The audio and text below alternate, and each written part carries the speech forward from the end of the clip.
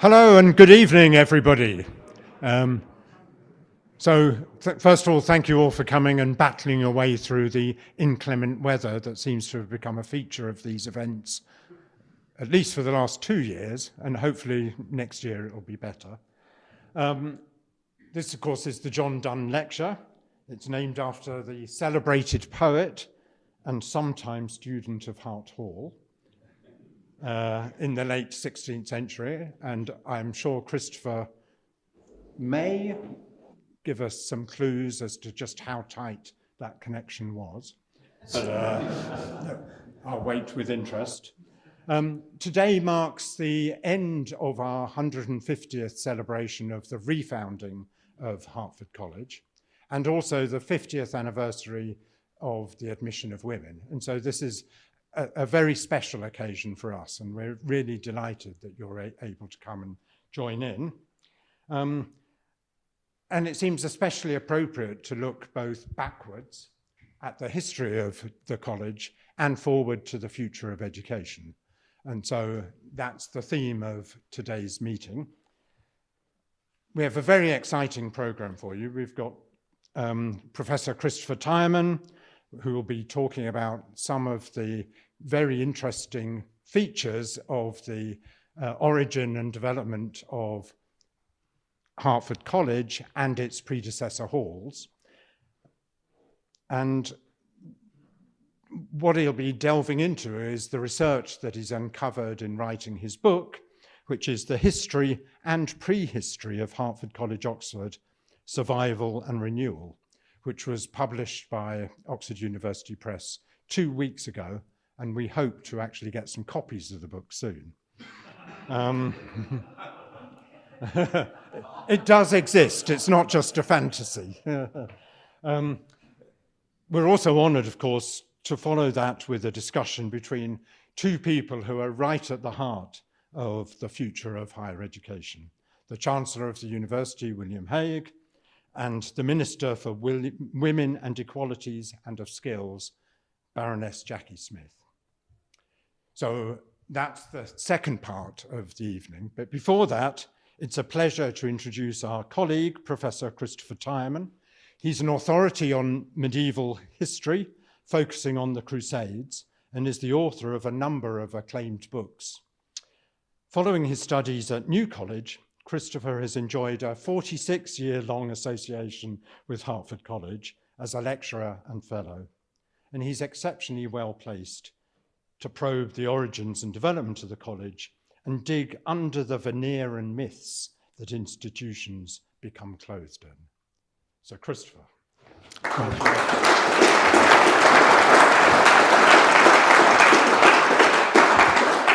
Okay, is this thing working? Good, good. I think there's something very reassuring that Hertford lays on a book launch without any books. It's very, very Hertford. Very reassuring, as I say.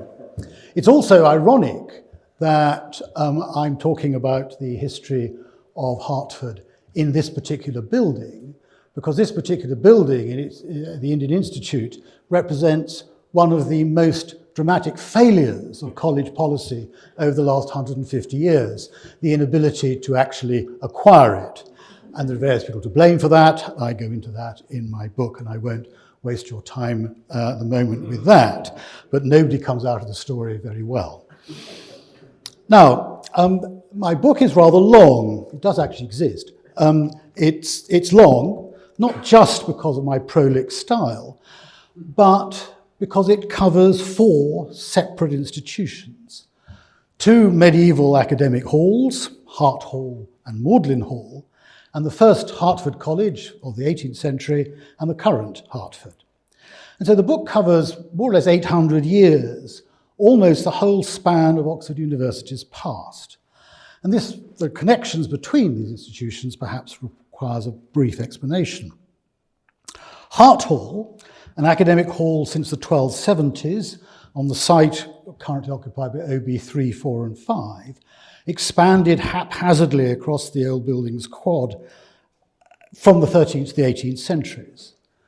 In 1740, its principal, Richard Newton, managed to incorporate it with a royal charter as a college, the first Hertford College. This college failed, no money, no pupils, and was abolished by Act of Parliament in 1816.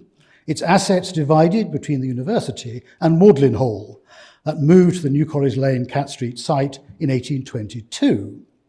Now, Magdalen Hall was established on the site where Magdalen College's St Swithin's Quad now stands, and it began as a tributary of Magdalen College around 1480, and further developed its own independence during the late 16th, early 17th centuries. Briefly thriving after its move to Cat Street in 1822, by the mid-19th century, it faced a collapse in its flexible business model. So, Magdalen Hall, with the help of a massive endowment, about £250,000 in 1880 money, from the eccentric reactionary banker T.C. Baring, transformed itself into a college through an Act of Parliament in 1874. Thus, modern Hertford is a direct heir of Magdalen Hall, but in its name, site, and a small element of endowment known as the Old Hertford Fund, a residual legatee of the old Hart Hall and Hertford College. Now, a fractured history is not unique amongst Oxford colleges, but these serial dislocations, institutional and physical, are notable. Hertford's past is disjointed, precarious, messy, unlike the easier narratives of some grander colleges. But it's also indicative of the university's own long fragilities and discontinuities.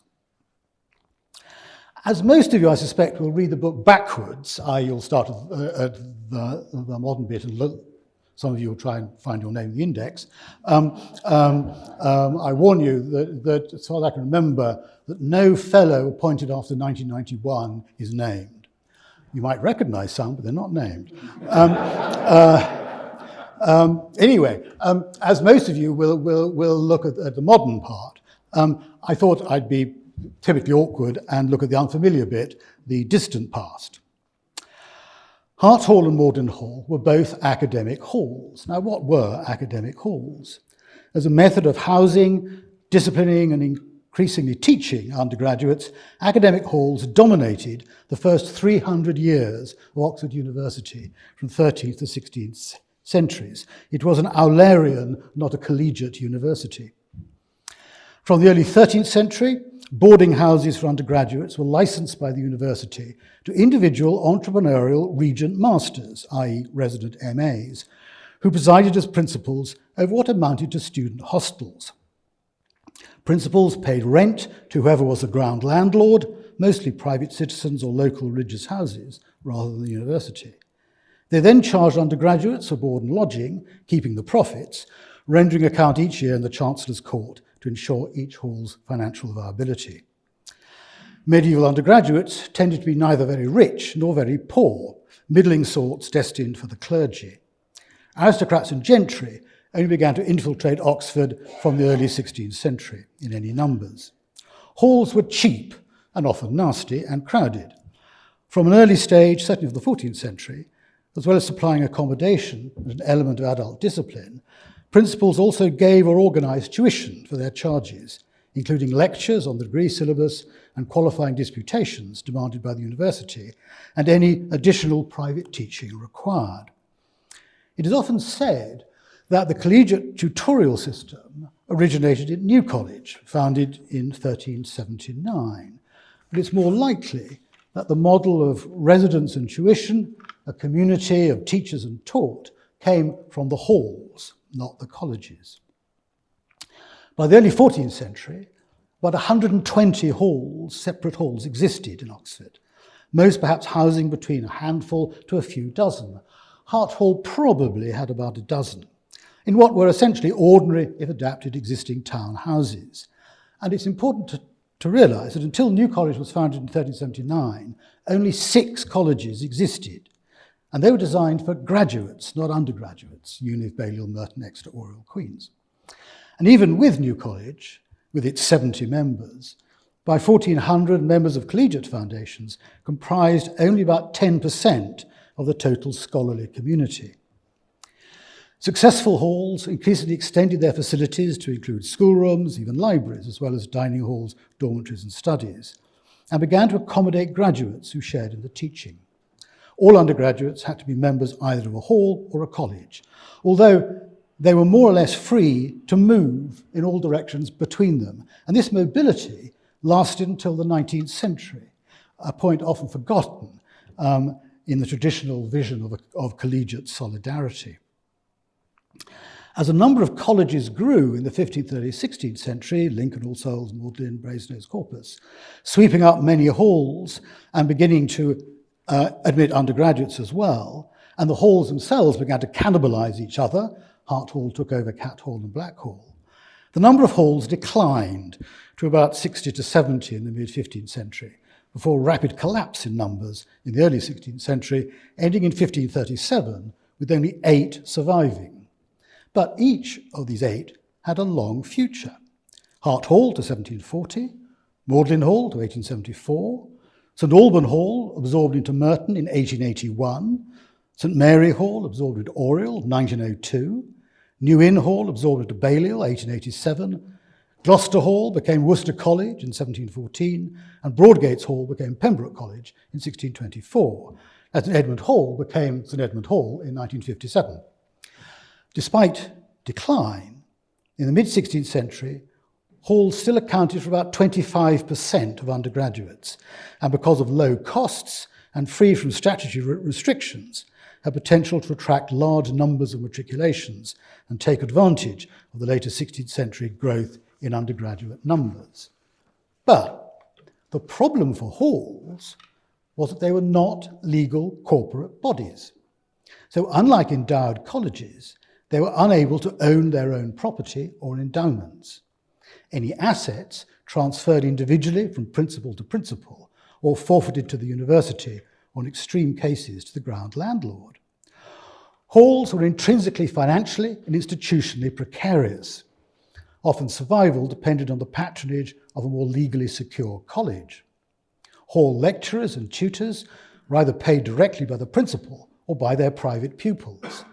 Without endowment, they lacked the tenure that fellowships provided, relying wholly on the principal's goodwill.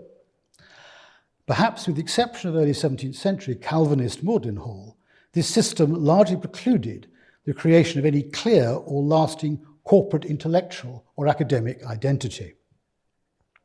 How then did Hart Hall and Magdalen Hall make it through?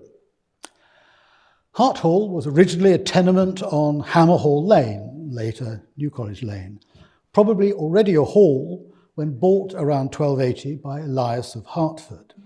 Now, who he was is rather complicated. Probably a civil servant. There may have been 2 with the same name working for Henry III. He confusingly had a son and grandson also called Elias. Elias, whichever he was, had no previous discoverable Oxford connection. He was not an academic founder, but a speculative property investor and landlord. His family sold the site on in 1301, when the name Le Harte Hall first appears. The new owner was a local businessman called John of Ducklington, so perhaps Hart Hall was lucky not to be called Duck Hall. In 1312, the site was bought by Bishop Walter Stapleton of Exeter, and between 1314 and 1316, he housed the 12 scholars of his new foundation, later known as Exeter College, in Hart Hall before they moved to Turl Street. Exeter College remained the ground landlord of the old Hart Hall, part of the old quad, AB 3, 4, and 5, until after the first Hertford was dissolved in 1816. From 1316, when the Exeter scholars moved out, for the next nearly 250 years, Hart Hall was an annex to Exeter College. By the early 16th century, Hart Hall had absorbed Black Hall, more or less on the site of OB1, and Cat Hall, the site of the library, and began to show signs of collegiate identity, but not legal status. Almost all principals were fellows of Exeter, and Hart Hall only began to emerge as independent from Exeter under Principal Philip Rondell, who was principal 1549 to 99, 50 years, a conservative Roman Catholic sympathiser responsible for building or rebuilding the old dining hall. Hart Hall became fully independent in the 17th century. The last Exeter fellow, who was a principal of Hart Hall, died in 1604. Much later, of course, Exeter failed when it famously tried to claim ownership to stop Richard Newton creating the first Hertford in the 18th century. And as a footnote to this, as well as accommodating the first members of Exeter in 1314 to 16, from 1376 to 1386, Hart Hall, along with neighbouring Blackhall, housed the scholars funded by William of Wykeham during the foundation of New College in 1379. Wykeham's lease from Exeter lasted for 21 years and provided Hart Hall with its first identifiable principals, who were all Wykehamists. So the site of Hart Hall played host to the earliest members of two different other Oxford colleges. The transformation of Hart Hall into the first Hertford College in 1740 is a subject itself. Its architect, Richard Newton, a study in myopic determination, solipsistic stubbornness, misguided optimism, and reformist monomania. It ultimately failed, but it could have worked if his ambition had been better funded and more modest. By 1816, the Hertford site was a dilapidated rookery, housing an eccentric array of civilian interlopers, as well as the last solitary, rather sad fellow of old Hertford, the slightly deranged Richard Hewitt, who in 1814 had bizarrely, by himself, appointed himself principal. Magdalen Hall, as a hall, was an oddity, as it only came into existence around 1480, when others were closing or being taken over.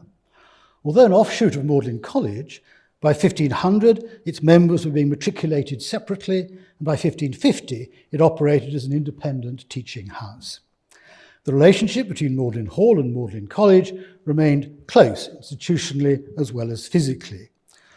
Almost all its principals until 1662 were at one time fellows of Magdalen.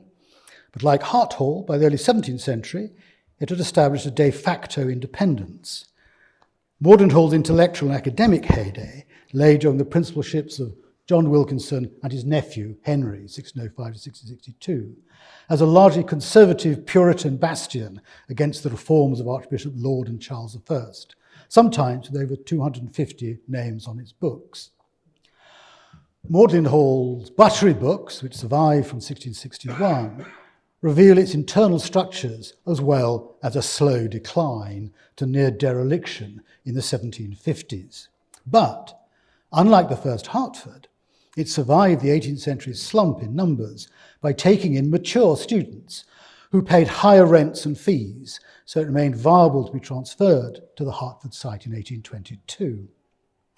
19th century Magdalen Hall, with its continuing acceptance of mature undergraduates, including married undergraduates, who often only kept occasional terms, was very different from the college that succeeded it in 1874, a college designed for bachelor Anglican fellows and well-prepared public schoolboys. I will leave the post-1874 period for another time, as well as the trajectory of modern post-Second World War Hertford from a poor, often grimy conservative backwater via the Hertford matriculation scheme, the admission of women and transformed investment policies to the present educational institution. This story is well known, if often misinterpreted. I will not here dwell on its achievements or failures. From this tangled past, as well as the obvious milestones of the creation of two Hertfords in 1740 and 1874, and Magdalen Hall's move to Cat Street in 1822, a few key events might be drawn that underline the college's tortuous fortunes and lack of determined destiny. The single most important event in Hart Hall's history was not the site's acquisition by Alliance of Hertford around 1280, but its purchase by Bishop Stapleton of Exeter in 1312. The Exeter investment and patronage secured the hall's existence and future. If Stapleton had chosen a different hall, Hart Hall would probably have foundered like most of its peers. The second most significant date in Hart Hall's history is 1653, when the royalist and by then absentee Principal Philip Parsons died. Hart Hall was empty of members of the university. Only the cook remained. Given its site, the property was financially desirable and, being empty, no longer subject to the university rules guaranteeing continuity of academic use. However, the new Chancellor, Oliver Cromwell, decided he needed to increase his support in the university and appointed a medic and active supporter of the parliamentary cause, Philip Stevens, as principal. Stevens then revived Hart Hall in attracting both undergraduates and teaching staff before being excluded at the Restoration in 1660.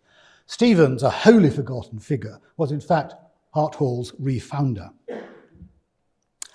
Over at Magdalen Hall, in the 1620s, following a revolt of resident hall MAs and tutors at what they saw as self-serving and shifty Principalian mismanagement, the forceful John Wilkinson, principal since 1605, gave up his Magdalen College posts while continuing at Magdalen Hall, opening the path to complete independence.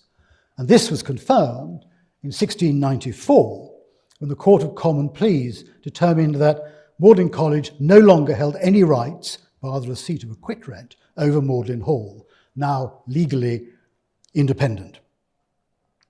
But an alternative future for Magdalen Hall was narrowly missed in the first decade of the 18th century, when Magdalen Hall failed to be awarded a bequest of £10,000 to the university to found a college. Despite being the early favoured candidate, Magdalen Hall lost out to Gloucester Hall. That became Worcester College in 1714. If Magdalen Hall had become a college then, it would not have been available to replace Hertford a century later or refound it in 1874. A besetting danger for any chronicler of a crusade of the college, my God, my mind's gone. That I could have written about the Crusades in the last 6 years, but that's a personal angst. The chronicler of a college is a siren lure of celebrity, anecdote, and eccentricity. Nevertheless, while individuals usually play only an attendant role in historical processes, in a history of an institution, some invariably, inevitably stand out. Unfortunately, for college hagiographers, much of the adoration and myth-making surrounding Hertford swells are unfounded. Many of the obvious celebrities possessed debts to their halls or colleges that were less than impressive. William Tyndall later excoriated the academic syllabus he had to endure at Magdalen Hall in the early 16th century. John Donne, quite possibly, was only at Hart Hall for a few weeks in 1584 before fleeing the country to avoid re-education by Privy Council fiat. John Selden, the outstanding early 17th century polymath, stayed at Hart Hall for only a few months, took no degree, was actually taught at New College. Edward Hyde, Earl of Clarendon, Charles II's first chief minister, resented being at Magdalen Hall at all, and he lived and was taught over the wall at Magdalen College. Jonathan Swift's connection with Hart Hall was as a convenient address from which to incorporate his TCD degrees and acquire a useful Oxford MA. In the 3 weeks he spent at Oxford in the summer of 1692, he may never even have dined in Hart Hall. Henry Pelham, one of the Hall College's 2 prime ministers to date, only came to Hart Hall because his private tutor at the time, Richard Newton, had been appointed principal in 1710. Our second Prime Minister, Dom Mintoff of Malta, was bullied when he read an engineering degree just before the Second World War and was subsequently consistently denied election as an honorary fellow. Nonetheless, some prominent figures do appear to have learnt something at our halls and colleges. A relief, perhaps. Thomas Hobbes stayed for 5 years at Magdalen Hall for his BA and owed more to the teaching and degree course than he later admitted. John Wilkins, a founder of the Royal Society, essayed his early work in astronomy and mechanics when a tutor at Magdalen Hall in the 1630s, where earlier as an undergraduate he had received a usefully deep grounding in classical languages and Hebrew. And Charles James Fox, as an undergraduate at the First Hertford, displayed uncharacteristic diligence in classics and especially mathematics, which he insisted he found, quote, entertaining. And of course, if it hadn't been for Principal Boyd and his colleagues' stand against racism, Alan Locke, Hertford 1907, the first African-American Rhodes Scholar, would not have been admitted in the first place. Even his academic studies were conducted, not very successfully, outside college. Away from the familiar grandees, inevitably in the crush of many hundreds of names encountered stretching back to the Middle Ages, a few catch the eye. Part of the fun of being a historian, I find, is getting to know all sorts of different people, many long forgotten. And here are a random few that entertained or intrigued me in writing the book and added to the enjoyment of the task. The Shirley brothers, Hart Hall, 1579, international conmen and adventurers.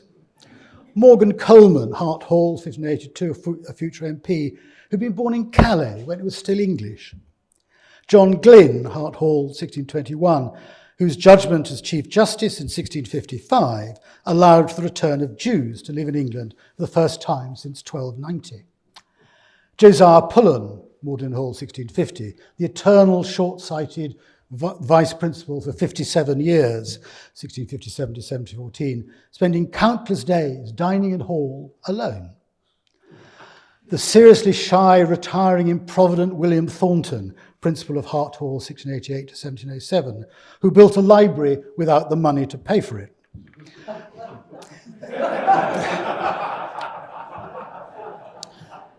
John Lamphar, principal of Hart Hall, 1663 to 88, a learned, well-connected, immensely fat medic and gourmand. Fish without wine is poison, was one of his bon mots, who sent one of Charles II's secretaries of state a couple of the Hall's famed eel pies. One of his patients, the Oxford antiquarian Anthony Wood, described him as, quote, free from the modish hypocrisy of the age he lived in, and perhaps consequentially a hopeless principal. Amongst the moderns, it is hard to miss Charles de Thierry, Magdalen Hall, 1819, self-declared sovereign of New Zealand, and later a piano tuner in Auckland. Or Arthur Mayo, who came up to Magdalen Hall in 1862, having already won the VC during the Indian Revolt of 1857. Or William Herschel, lecturer in theology at Hertford in the 1880s, incongruously also the originator of fingerprinting. Or Clement Jackson, Magdalen Hall, 1864, for 40 years, tutor to the past school men, bursar and sporting administrator, founder of the Amateur Athletic Association, whose own stellar hurdling career was ended by an accident with an oyster shell while racing W.G. Grace. Or Henry Sanderson Furness, Hertford, 1889, the blind economist who had to teach his non-classicist amanuensis Latin and Greek in order to sit exams. He went on to become principal of Ruskin College, where he oversaw the admission of women in 1919. He was the first Labour candidate to stand for the university parliamentary seat in 1918, obviously he lost, and was ennobled in 1930. Or Stuart Gilbert, Hertford, 1902, grandson of an Indian Raja, imperial civil servant, who retired to the Ile Saint-Louis in Paris, where he became a close associate, translator, and editor of James Joyce. Historically, there has been no obvious or consistent, distinctive Hart Hall, Magdalen Hall, or Hertford type, which I think is rather a good thing. As well as these alumni, the book tries to acknowledge those often passed over. For example, the servants who ran the places.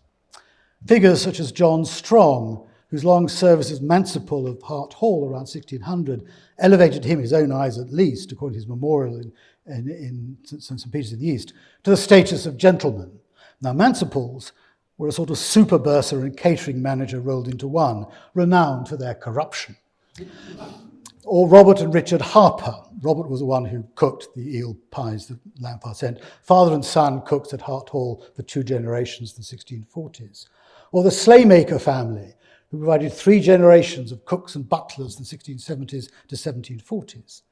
Or the long-serving 18th century Magdalen Hall butler John Keane, who rescued Magdalen Hall's financial management after another Mancipal corruption scandal. Or the supposed socialist Henry Bligh, college servant for 50 years, 1897 to 1947, an SCR butler. Or Frank Green, assistant scout on OB2, killed on the first day of the Somme, 1st of July, 1916. Another often overlooked presence before 1974 were women, despite the earliest deed mentioning Joanna Berengar, Elias of Hertford's wife, to to whom, along with her husband and son, the Hammerhall Lane property was conveyed. Later forceful, influential spouses of principals included Catherine Wilkinson, 17th century John's wife, who took an active supportive role in running Magdalen Hall and even covered some of her aged husband's university duties. Or Emily Mitchell, prominent in the negotiations surrounding the 1874 Act. Elizabeth Gifford, first wife of Principal Henry Wilkinson, wrote a narrative of her spiritual conversion, later published by her husband, a rare example of a 17th century Puritan woman speaking in her own voice. Henry Wilkinson's second wife, Anne, gave theology books to the Hall Library. The separate 1880 Baring Trust to pay for 2 fellowships for married fellows, all the rest had to be unmarried, was funded by Charlie Baring's New Yorker heiress wife, Susan née Minturn, with her own money, £14,000 of Canada stock. More obviously behind the scenes among the domestic staff, some women stand out, such as Maud, recorded in 1552 as Hart Hall's cookess, the last woman head cook for 450 years, or Elizabeth Lister, appointed in 1787 as Magdalen Hall's janitor in charge of cleaners and bedmakers. However, staffing remained a largely male preserve until the later 20th century. In 1912, of 32 college servants, only 1 was a woman. The gender transformation of the college staff is not the least radical change in the last 60 years. Do any themes bind these halls, colleges, and people together? The awkward balancing of costs, income, profit, numbers, and space was and remains a constant. So too, obviously, one thing I haven't yet mentioned, education. Wonder why? No, here too, diversity and difference over time is of the essence. Educationally and structurally, modern Oxford University, like Hertford, is a product of the later 19th century, in statutes, curriculum, academic attitudes, methods of teaching, and habits of learning. All this may now, of course, be in the process of another radical transformation in a new digital age. But old systems are stubborn. The trivium of grammar, rhetoric, and logic, classics and maths for all in a single BA course, oral exams and public disputations may have gone, but oral lectures and in-person tutorials remain, as in some embattled redoubts does the desideratum of individual close critical reading of texts. It is easy to condescend towards past curricula, but a mere glance at the over 200 interdisciplinary works on Magdalen Hall tutors John Crowther's 1631 reading list of his Hall pupil Ralph Verney might pause any facile diagnosis of progress. The list ranged from grammar, logic, philosophy and history, to science, maths, astronomy and geography, to the poetry of Philip Sidney, with a recommendation for study time of 24 hours a week, and Verney was not even studying for a degree.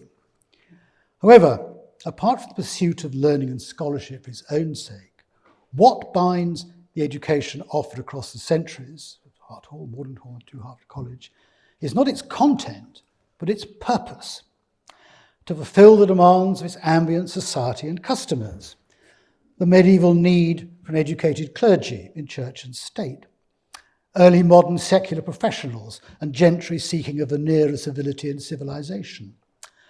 From the late 18th and 19th centuries, the needs of administrative, political, commercial and religious imperial elites.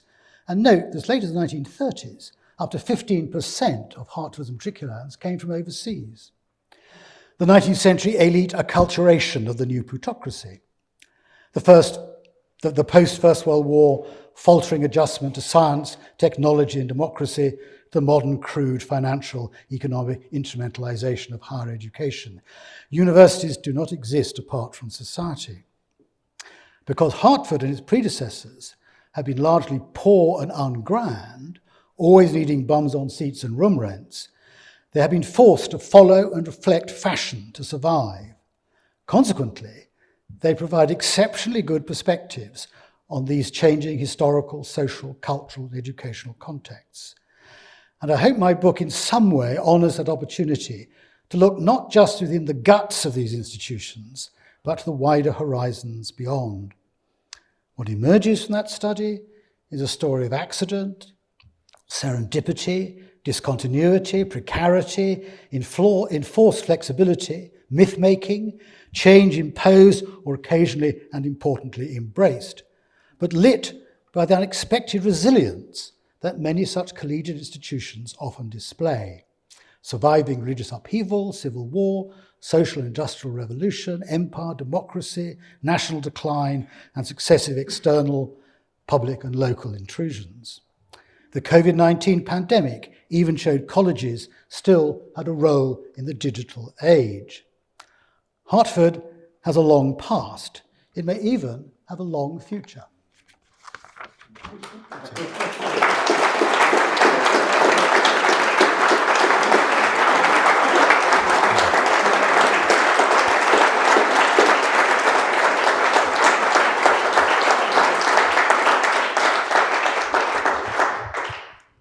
Thank you, Christopher. That was a tremendous exposition.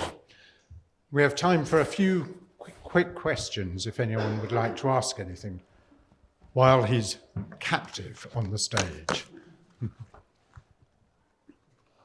Stunned. Right. Maybe I should start by just saying, so Hertford shamelessly traces itself back through both Magdalen Hall and Hart Hall. Do any other colleges have a similar convoluted history, or are we actually? Lots of colleges derive from taking over lots of halls. Brasenose, for example, although there was a Brasenose Hall, it took over lots of surrounding halls. And moving sites was obviously more difficult. But of course, Magdalen College began as a different Magdalen Hall in the High Street before it moved to the buildings beyond the East Gate. And Balliol incorporated New Inn Hall, but the New Inn Hall site was, of course, where St. Peter's is. If you study most of the colleges, not places like New College and All Souls, although All Souls took up, well, both New College and All Souls bought a lot of halls. And it was William Wykeham's decision about the size of his cloisters that determined changing the direction of New College Lane and gave Hart Hall this outside wall on the corner that didn't used to exist. So it's not uncommon. Thank you. One more way. Okay, thank you.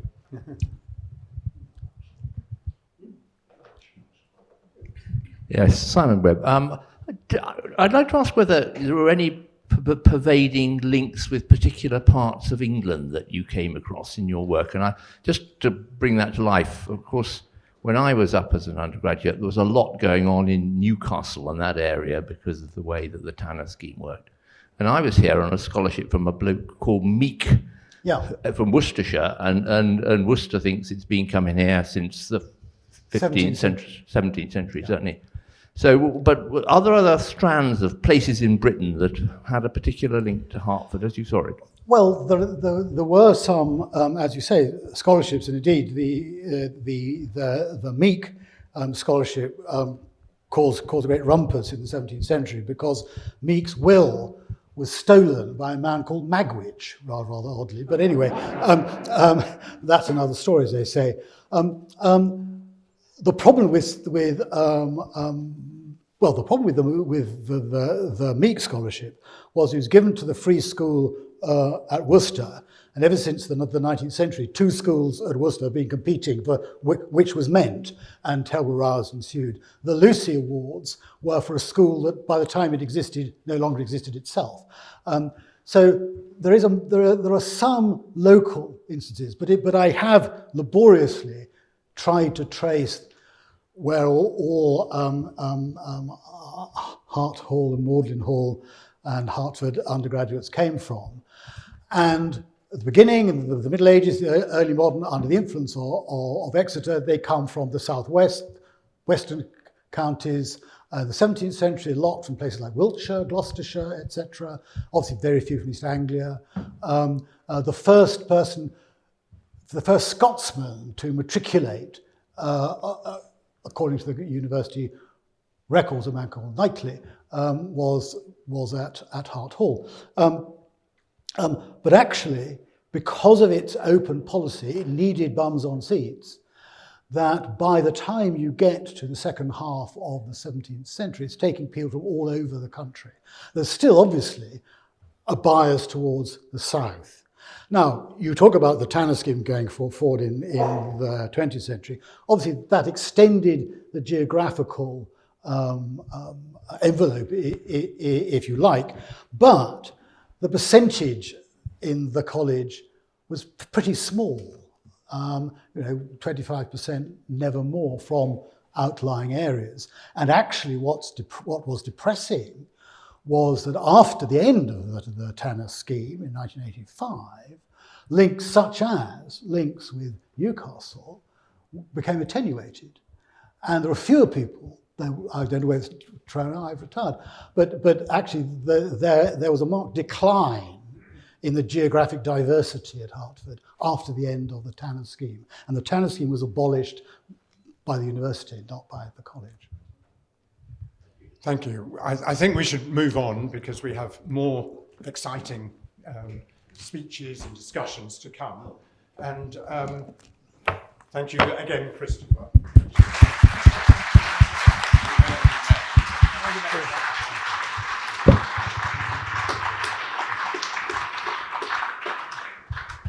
So before we look at the future of education, I just want to say a few words about the current state of Hertford College. So I've had the privilege of being interim principal here for just over 300 days now. And from day one, I must say that I've been enormously impressed by the tremendous loyalty and support that I've had from the staff, the students, and my colleagues here at the college.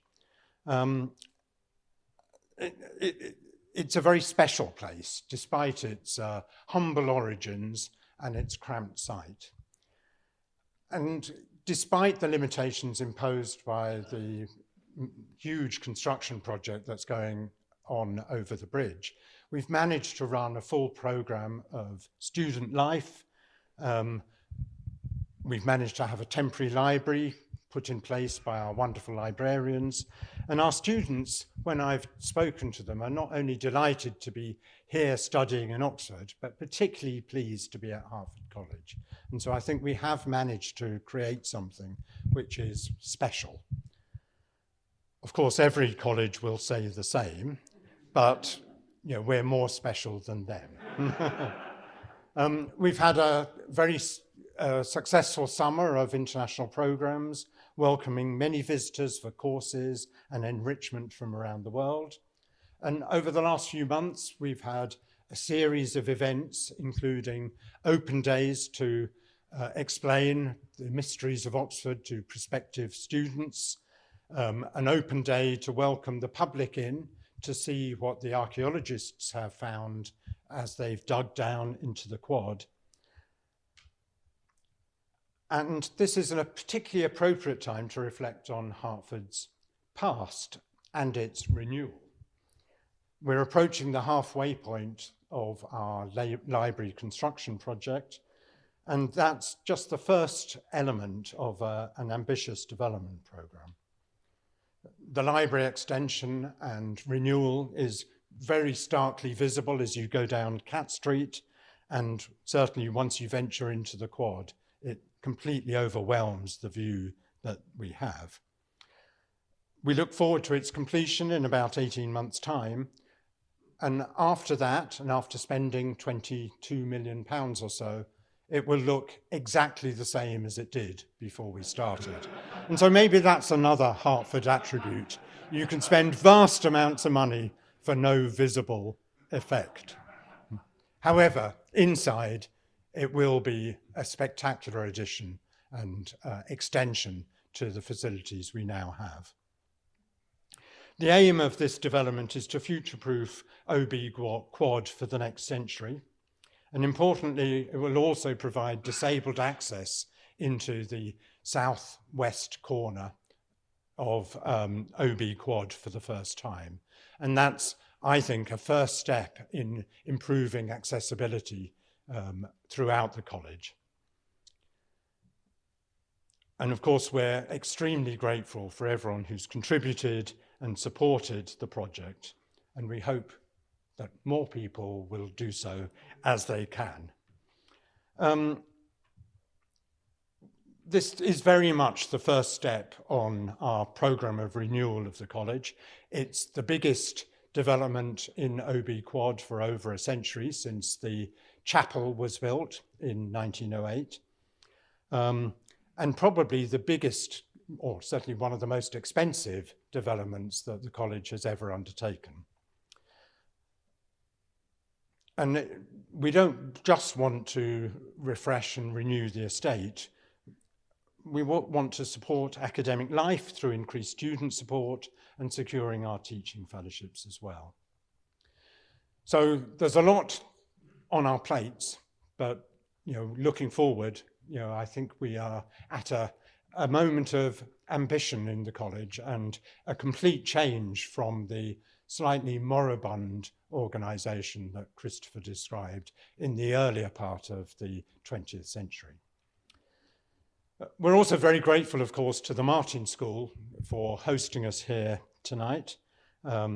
This location, of course, is a prime position in the northwest corner of the Hertford College site. And from here, you can look lovingly into the developments in NB Quad and across to Holywell Quad, which were developed, the latter of which was developed in the 1970s and 80s. And also these events rely on a huge amount of work by our college staff. So I want to give special thanks to our development team, our events and our catering teams, and particularly to Georgia Weir, who has cheerfully stewarded today's celebrations. So that's just a very brief snapshot of where we are. And now I want to change tack and look towards the future. And so it's a very special pleasure to welcome our two guests. And they really do need no introduction. We have the Right Honourable Lord Hague of Richmond. He came to Oxford from a comprehensive school near Rotherham, sorry, yes, to study PPE at Magdalen College, graduating in 1982 with a fine first-class degree. And after commencing a business career, William was elected as the MP for Richmond. He served for 26 years in the House of Commons in many senior roles, in particular Secretary of State for Wales, the leader of the Conservative Party, and First Secretary of State and Foreign Secretary from 2010 to 2014. As Minister for Disabled People, he was responsible for the landmark Disability Discrimination Act of 1995. And during his time as Foreign Secretary, William Hague received global recognition for the campaign to prevent sexual violence and conflict, which he co-founded with Angelina Jolie. He's very well known as an author. He's written biographies of William Pitt the Younger and William Wilberforce. And on leaving the Commons in 2015, after a spell as the leader of the Conservative Party, William was made a life peer and has since then devoted his time to charity, business and journalism. He assumed the role of Chancellor of the University and, importantly, visitor to Hertford College at the beginning of this year. The Right Honourable Baroness Jacqui Smith of Malvern attended Dyson Perrin School in Malvern, which is named after its benefactor, who also funded the organic chemistry laboratory in the science area here in Oxford. She studied PPE at Hertford College before training and practicing as a teacher. She was elected as an MP and served in both the Blair and Brown governments in a number of roles, including as Minister for Women, Minister for Schools in the Department for Education, before being appointed as the first female Home Secretary in 2007. She returned to government in 2024 and is now Minister for Women and Equalities and Minister for Skills. and her remit includes elements of higher and further education.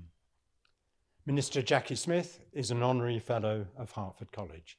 So I'll invite you to come up and we'll begin a discussion.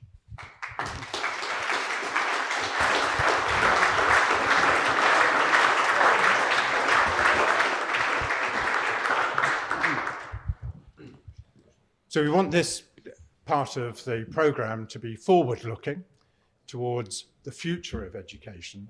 And right now, of course, we're at a kind of interest. I guess it's always true that there'll be headwinds and uncertainty in the future.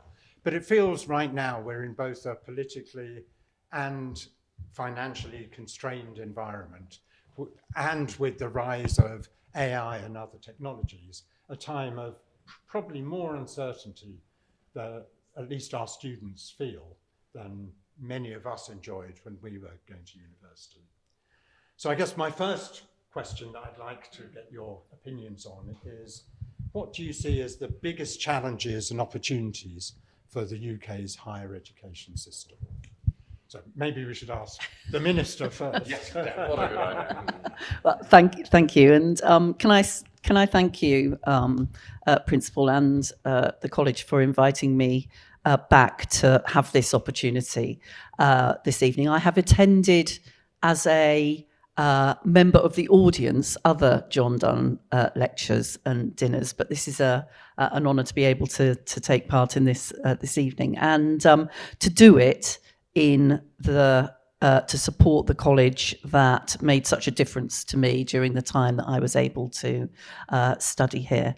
So I think actually you have encapsulated probably the sort of three areas that are most challenging for the future of higher education at the moment. And the first of those, I think, is the relevance and public support of our higher education system.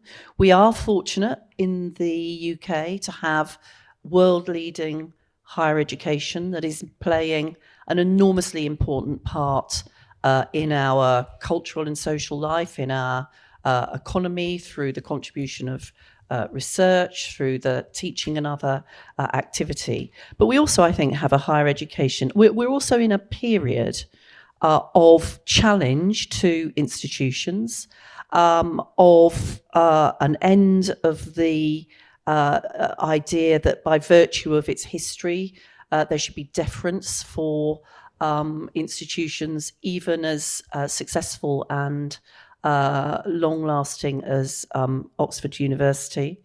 And we also, I think, are seeing the requirements, given some of the financial issues, which I'll touch on in a moment, for there to be a sort of proof of concept and purpose in higher education. And I noted Christopher's brief comment about, disapproving comment about the instrumentalism of higher education. And I'm not necessarily arguing that, but I do think there will need to be no resting on any laurels and a real emphasis on the continuing contribution of higher education into its future. And we may all have views about how that would need to be expressed. Secondly, I do think we're also, by virtue of AI, entering a different period of learning with enormous opportunities, but a period in which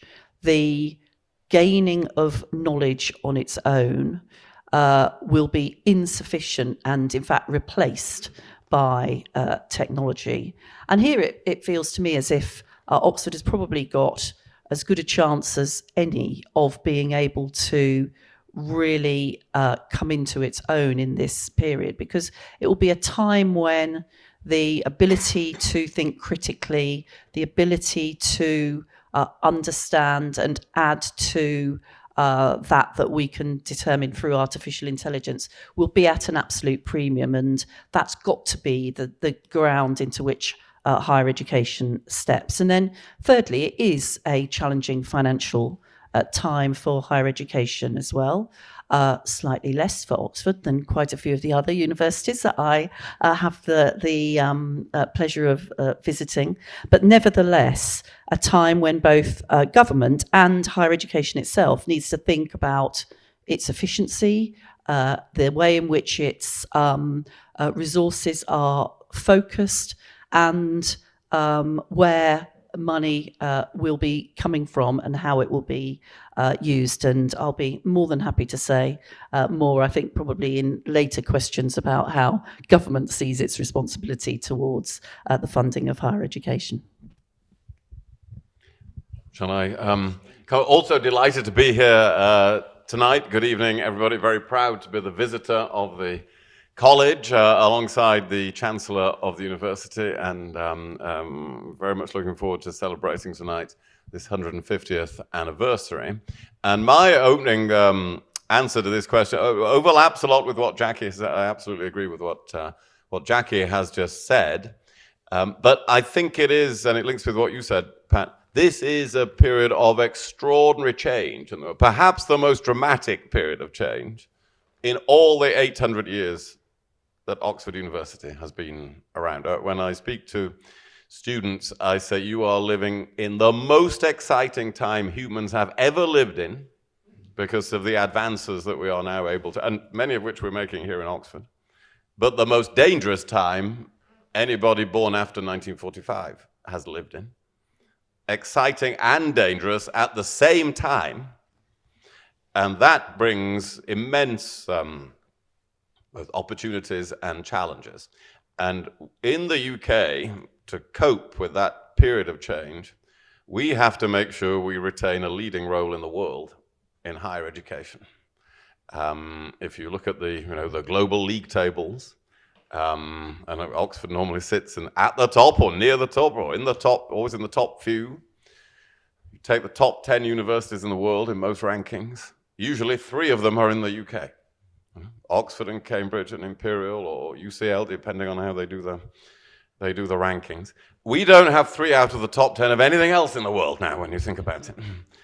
We don't have 3 of the biggest of the 10 biggest companies. We don't have 3 of the 10 best football teams. We don't have 3 of the most popular 10 politicians in the world. But we do have 3 of the top universities in the world, even though there are other nations that have vastly greater resources than us. So if I were to name the 2 top issues, one is we have to say in 10, 20 years' time, we still have to be in that position. Because if we're not, the UK will really have lost its most priceless national asset. So there are many financial and organizational questions about how you do that, but to me they're all part of answering that question. And then it is artificial intelligence, which is part of the change, it's part of the opportunity, and it's part of the challenge. And our answer to that so far in Oxford has been the announcement 10 days ago that we're the first university in the UK through a deal with OpenAI to make the latest version of ChatGPT available to all staff, all students. So we're determined to be at the forefront of using AI. But of course, in using AI, you also have to produce human beings when they leave university who still have all the full faculties of the human mind. And that is going to be an enormous question over the next few years. Because the point where no human can any longer understand what the machines are doing is going to be a very dangerous thing. And already human IQ global is falling for the first time in recent years since smartphones were invented. I'm not saying it's a causal effect, but I suspect it might be something to do with it. IQ is falling. It's risen for decades. And in using AI, we have to make sure we're adding to, leveraging, developing the human mind, not replacing it. And I think that to sort that out in a great university is going to be a massive challenge the next few years. Thank you. So one of the challenges, there are many challenges, but there's a particular challenge, I think, for Oxford and elite universities, that we are trying to compete both on the global stage and contribute to our standing in the world, our branding of the UK, but also contributing to local economy and the local community. And how do we balance those two things? So maybe I'll ask. Yes. Well, you see, there's no zero-sum game here. The best thing we can do for our locality and our nation is be a great global success. And so we can't just sort of rearrange and say, oh, we'll do a bit less of it, we'll be a bit less global in order to be a bit more local. And here, all credit to the government, because I was very critical of the Chancellor of the Exchequer's first budget last year. We're coming up to a very important second budget, because there was virtually nothing about universities in it, whereas universities are a prime engine of economic growth in the modern world. But then, early this year, all credit, Rachel Reeves came and said that the government was right behind an Oxford-Cambridge growth corridor, that they would fund the railway. This is one of the longest running. This has been going on longer than Heathrow, the third runway. Railway, Oxford to Cambridge. And that really a vision for the future of the UK economy means really leveraging to the full what we have in our great universities and creating a whole, it's a cliche to say Silicon Valley, but we have the Ellison Institute coming here. We could do with 5 or 6 like that between Oxford and Cambridge, so that there are thousands and thousands of the world's top scientists, as well as in academia, coming to this area, so that venture capital experts then set up an office in this area and they're spotting the spit outs, and and that would be how to get real dynamism for the British economy.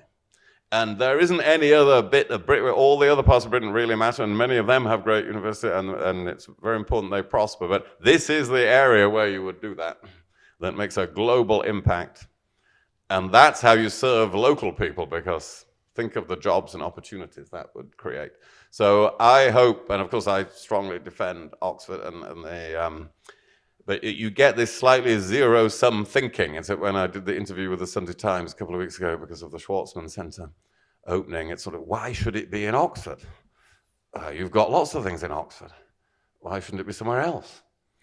But if that is ever our mentality, we're not serving the nation by, the boy from Rotherham, like me, needs to get into one of the top world universities.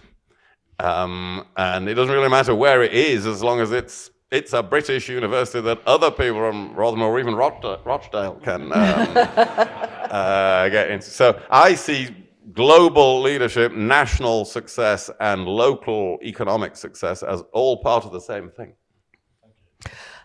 So I agree with everything that William has said. This isn't. I suspect at some point or another we won't necessarily be agreeing with each other, but I do agree with all of that. But let me just come to this point about access that you made at the end. That is, William, that I think is absolutely right.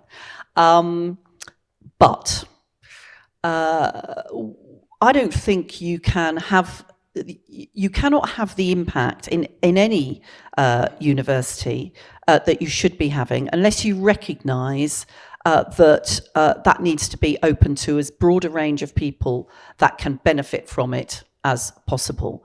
And it's really, when you consider that we have a situation in the country now where you are far, far more likely, in fact, whatever school you come from, to go to university if you're educated in London than you are if you're educated in Newcastle. There is a real challenge for higher education to open up access more broadly than is the case at the moment. We've had a persistent gap between those from more disadvantaged backgrounds and those from more advantaged backgrounds in getting into university. Far more people are going to university than was previously the case, but the gap is not being closed. And I'm afraid, I think I'm right in saying, in the last year in Oxford, the proportion of students from private schools as opposed to the state schools that both William and I came from has got larger rather than the balance becoming more towards? Shall I just comment on it? Because it has, of course, the state school percentage at Oxford is much higher than it was when we were coming here. And they got it up to 66, 67% to that. And then it has slipped back. And so I've been asking, so why has it? It's only slipped back 1 or 2%, but nevertheless it's slipped back.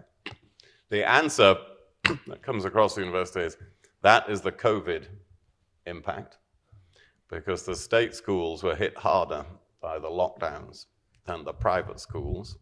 And and of course the colleges are all making huge efforts on access. Hertford is among the absolute leaders in that. And so I think here we do have to think about there are other government policies that then affect who gets into Oxford. London schools will probably have improved their proportion, but London schools have improved more relative to the country as a whole in the last 15 years. And that's not like London is privileged, it's the schools got better. So that does affect who gets into 20 Oxford. years since the last Labour government introduced the London Challenge, actually, William. I wasn't being partisan about, both parties have done some good things and some bad things in education. But certainly the people I ask in Oxford about it say lockdown was the critical. There's a wider issue about that, of how that has affected a generation of young people in their social attitudes and so on. But I think across Oxford there is a huge effort to get that percentage going up again, because I completely agree with what you've said about that. Good.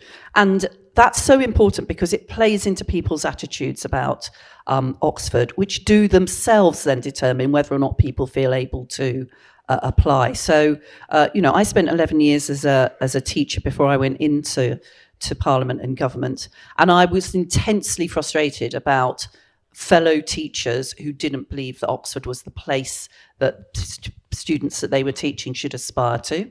And I know that's still a challenge.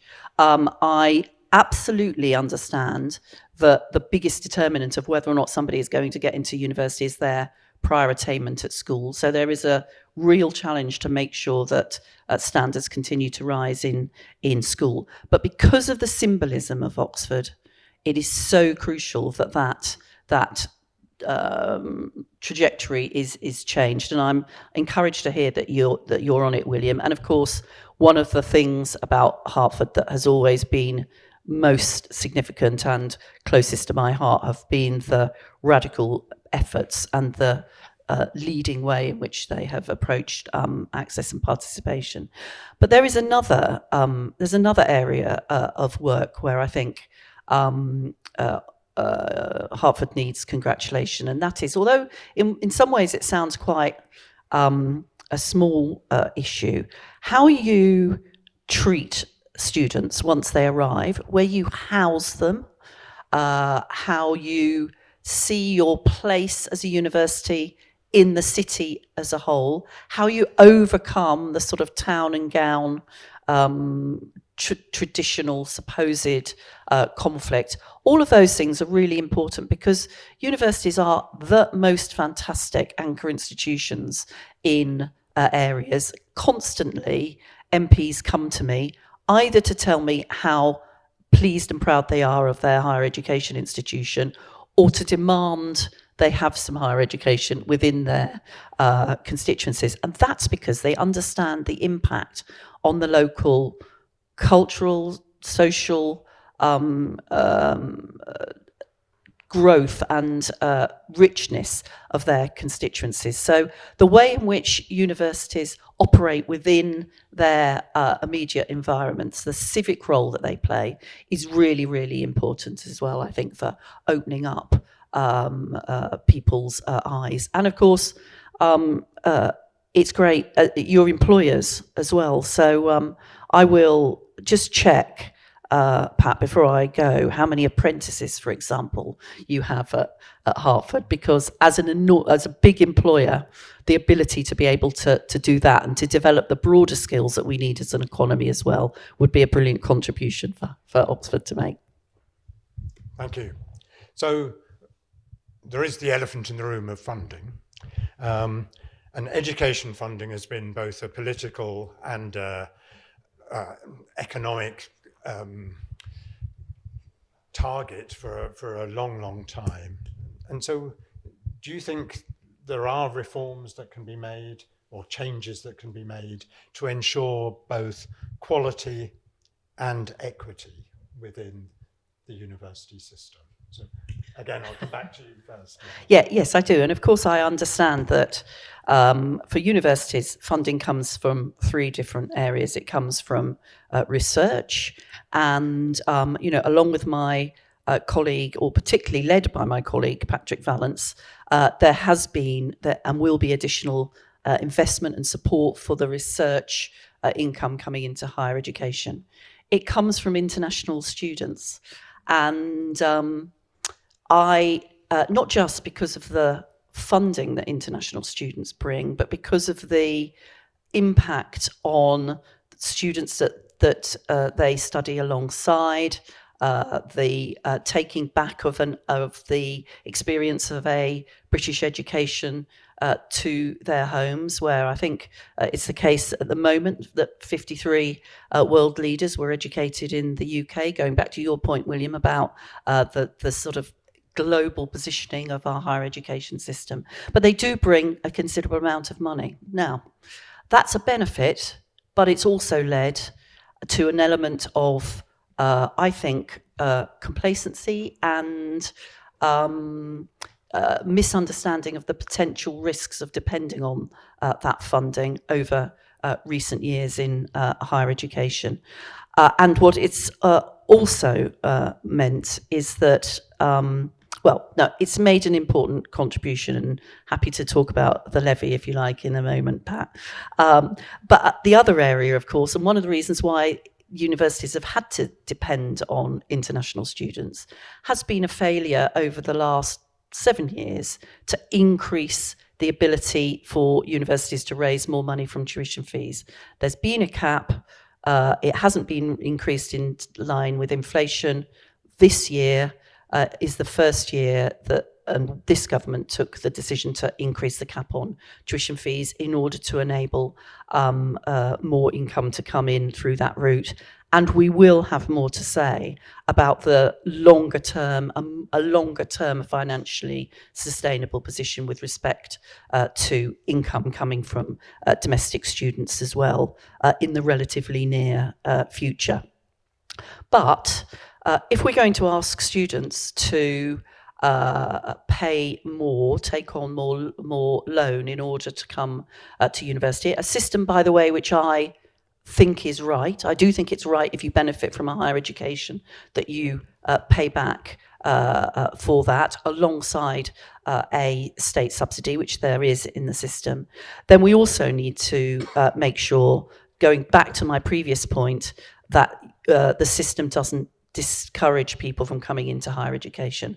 That's the reason why this week Bridget Phillipson, another Hertford alumni, was able at our conference to make an announcement about the reintroduction on quite a narrow basis to begin with, but the reintroduction of student grants for those students who, because of the way the system works, are likely to, at the moment, be taking on the largest amount of debt and also facing the most serious issues of cost of living whilst they're actually in the process of studying. And I think that is an important way of making sure that this sort of deal and balance that we expect between what students take on in terms of loans in order to come to university is balanced for those who are least able to do that by the reintroduction of grants.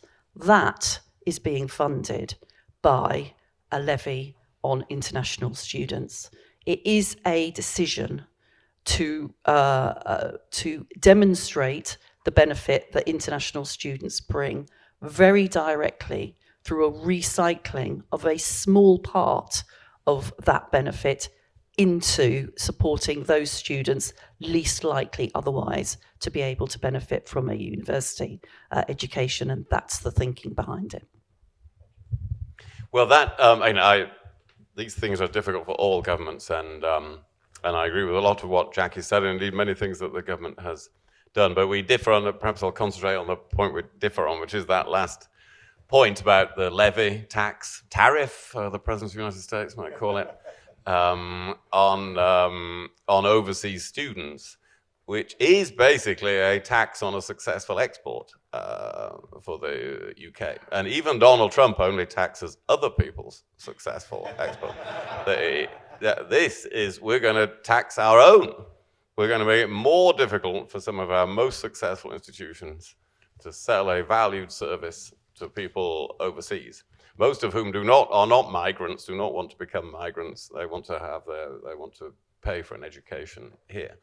And it doesn't make any sense to me to make that more expensive and more difficult and drive those people to go to wherever else they will. Perhaps they're less attracted to the United States now, but they will go to Germany, they will go to Switzerland, wherever they will go, because 6% does make a difference when you add it on to tens of thousands of pounds. And I don't really buy, I know this is the government defense of this. Oh, now some of this is going to go to a maintenance grant, so now we have to have the levy. But we all know this is not what really happens in the Treasury, where money is hypothecated for some, or if it does ever happen in the Treasury, it lasts 1 year, and then they say, oh no, we need that money for something else. Because really what happens is all the money comes into the Treasury and all the money goes out of the Treasury, but it's not, you can never hang on to an income stream and say, I'm putting that in, so I have to get some out. So I don't think that is a very good defense of this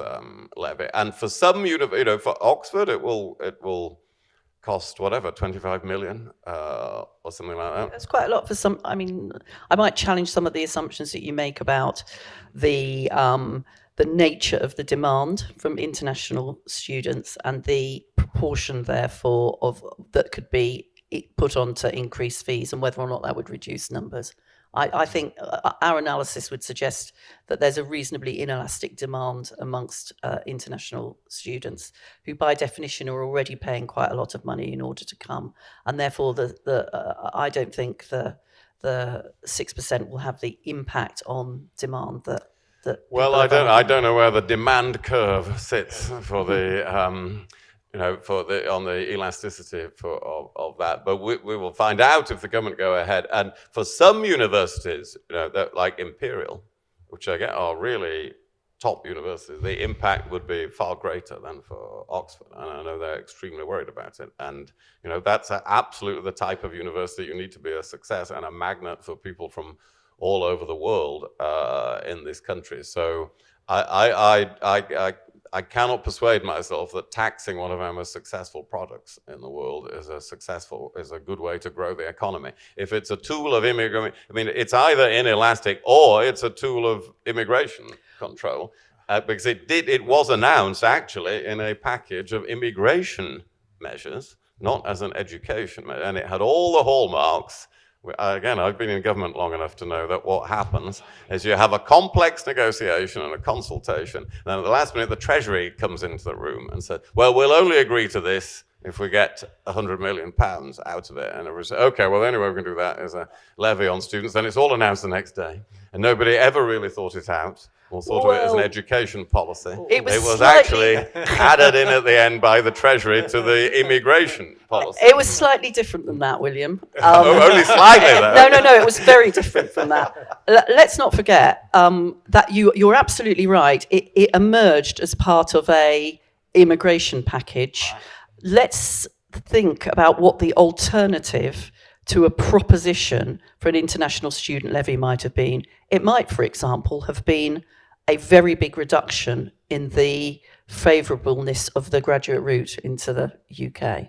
So it is intended to reduce the number. Well, you can't say, I can't accept say it's that. inelastic I demand, completely accept and that. it's intended to reduce What the number. it might have been intended to do I should have sat between them. what it might have been intended to do would be to convince the Home Office that we were serious about doing something about international students whilst minimising the impact on what actually happens to higher education finances and the number of international students. I think this debate is going to continue probably for many, many months, years, and maybe even decades. So I'm conscious of time, but I did just want to ask one more question before we move on to drinks, and that is, reflecting on your time as students in Oxford, what advice do you wish you'd had then, and how might that shape guidance you give to today's students? I wish somebody said, you don't have to be in such a tearing hurry. You don't have to get elected president of every single thing you join, which was really my attitude arriving here. Right, I'm going to do this and get elected to that and so on. And it was only after I left Oxford that I got interested in sport. You know, in my 30s, I took up judo, for instance. And yes, be careful, yes.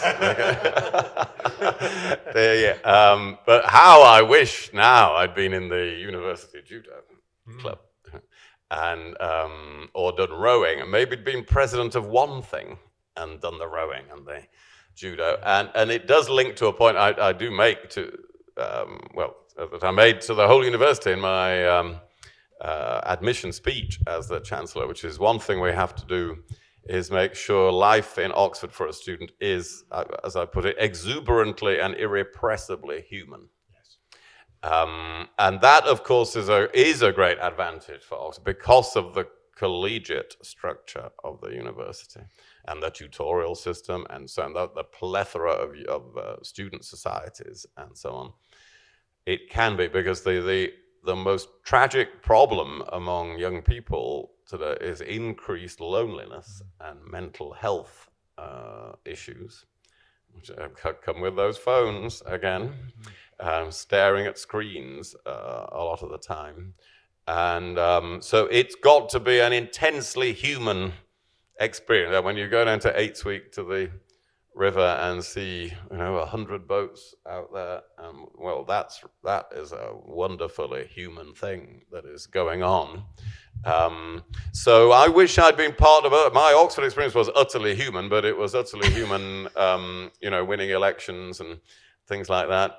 It could have been a bit broader, and because my subsequent life has been broader, and so I do tend to give that advice to today's students. Well, I did have a human experience as well, including in politics, and I was successful in learning how to lose elections as well as to win them, William. I was successfully elected as JCR president here at Hertford, but then I lost to a campaign. So I was then the Labour candidate for the proper student union election, as opposed to the debating society, and I stood for that as the Labour candidate, lost to a SDP candidate, which will take you back to the period of the early 1980s when I was here, in a campaign run by Andrew Adonis, who I've only just forgiven for that. But I did also manage to row. So I rowed for the first Women's 8 here at Hertford, number 6. And I was also able to demonstrate the exuberance of human life, which if you read the Daily Mail, which I don't necessarily recommend, there is they did have a story about me having been caught dancing on the tables in Hertford Library and running away and hiding when Roy Stewart, the then dean, had it reported to him that this was going on. If you look carefully at the portrait of me that now is in the dining hall, you will see that the artist has placed on the wood in front of me just a couple of little dents to represent that particular element of the human exuberance that I was able to experience in Hertford. Fantastic. I think I should stop and ask for a couple of questions from the floor. They're all ready for a drink now. Yeah. But no table dancing this evening. You're both products of the comprehensive system, and my understanding is in universities today they have to take a certain percentage of people, not necessarily from comprehensive, but from economically tricky backgrounds or socially disadvantaged backgrounds, in order to get their full grants. Whether that's true for Oxford, I don't know. I know it is true for some of the regional universities. When they get to those universities, they're allowed to sort of sink or swim like any other student. I'm just interested in Jacqui and William's thoughts as to whether there should be more support for these students who are allowed in with lesser grades to enter such institutions rather than just then arrive and sink or swim as every other student does. Well, I mean, there's a lot in that question, some of which isn't right. It is not the case that there is a target that leads to a financial benefit for taking students from comprehensive schools. Now, I'm actually not convinced that there should be, but there are, of course, a range of admissions arrangements that can recognise the context within which somebody has been educated, and therefore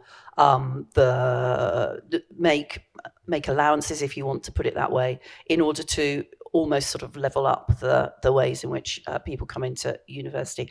I will just say that the evidence, of course, for Hertford of opening up to more state school students was a big increase in academic performance. So it is not the case that there are a large number of state school educated pupils out there who were you to let, which I accept wasn't the point that you were making, who were you to allow them to come into elite universities would somehow or another lower the standards. They wouldn't. The evidence is they increase the academic standards because there is talent and intellect is not necessarily matched by opportunity when it comes to access into higher education. But the other point about supporting students when they arrive, I mean, I think this probably goes for all students, but William is right that there is, for example, a considerable amount of mental health challenge for young people now. There is all the issues about loneliness. So I don't think any university should simply accept students and then not think about the support they provide for them to make a success of themselves and to actually to have a sort of happy and contented time whilst they're at university. That's important, but that probably goes for everybody. Well, a brief comment, because I share that. Yes, there isn't a target like that. Oxford monitors the what percentage of incoming students are on free school meals and things like that, but it's not a target. It's, you know, it's all the access and outreach work is to try to make sure that people in that situation know they can get into Oxford, and for exactly the reasons that that Jacqui described. One thing that there is, and I'm not sure actually how much different colleges do to support those particular students, but there are much stronger support networks among the students than when we were here. You know, for instance, there's this thing called the 93% Club now, which is across quite a lot of universities, which represents the 93% of young people who go to state school. It has a thriving Oxford branch. I went to their ball a few months. They were literally an entire town hall in Oxford full of state school students having a ball. And that's a really good support network. And there was nothing like that. You know, when I arrived at Magdalen in 1979, I was in a distinct minority from a state school, and I had to sink or swim. But I think there's stronger mutual support today.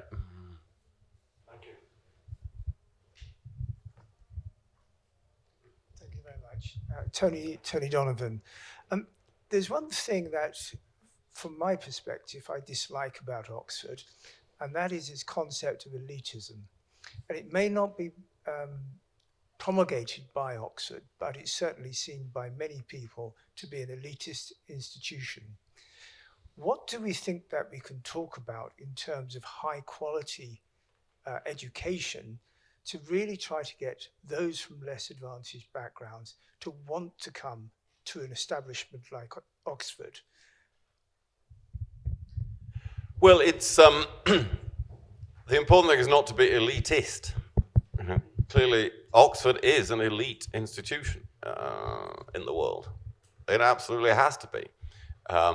But it's not. It must not be elitist, which is what we've just been talking about, in who comes to Oxford.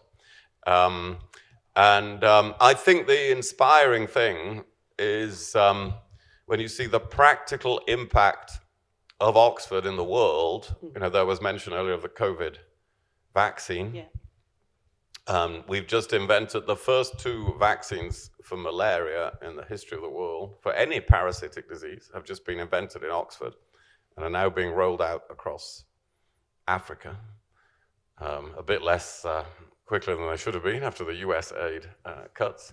But this is what happens in Oxford. Now, to do that, yes, you have to be an elite university. You have to have medical sciences that are absolutely at the forefront of the world. So you can call that elite or many things. Very good, top of the league, top of the world. But think of the practical impact that has.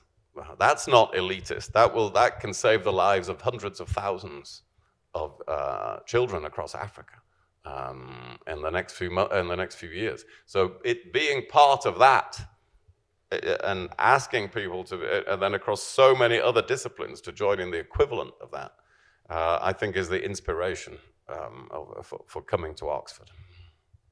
I think that's exactly right, because and things like the spin-outs that come from Oxford research, the enormous benefits, some of which William was talking about, I think is the important thing to emphasise, because people want to be part of something that is not just perhaps a sort of traditional picture of what people, a caricature, if you like, of what Oxford life is like. They want to be part of something that's having an impact.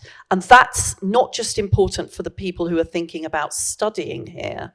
It's also important for that point I made right at the beginning about what the public feel about Oxford and university education more broadly, but particularly Oxford. If people believe, who haven't had the opportunity to come here, that it is an elitist, separate organisation, then actually the public support for the elements of public funding, for example, that will be necessary to enable Oxford to continue to make that contribution will be much harder to get. So there is every incentive to attract more students, because that will improve your academic quality, and to make the case for the impact that the university is having to maintain or rebuild even public support for what Oxford contributes to the country.